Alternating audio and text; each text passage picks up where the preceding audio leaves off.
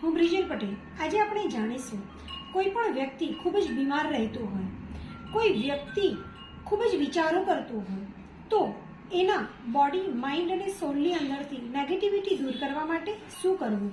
ખૂબ જ સરળ ઉપાય છે। એક કાચનો પાણીનો ગ્લાસ લેવાનો છે, એમાં તમારે આખું મીઠું નાખવાનું છે। આખું મીઠું નાખ્યા બાદ એના નામની ચિઠ્ઠી એક એમાં પધરાવવાની છે અને એ ચિઠ્ઠીની ઉપર પણ 2-3 તમારે ગાંગડા મૂકી રાખવાના છે અને આંગળીના 5 આંગળી બોળી અને બોલવાનું છે।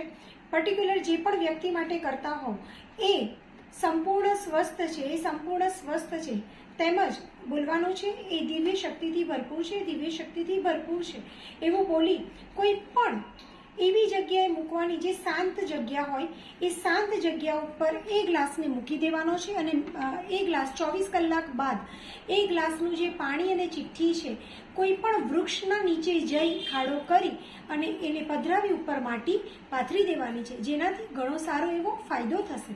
Thank you.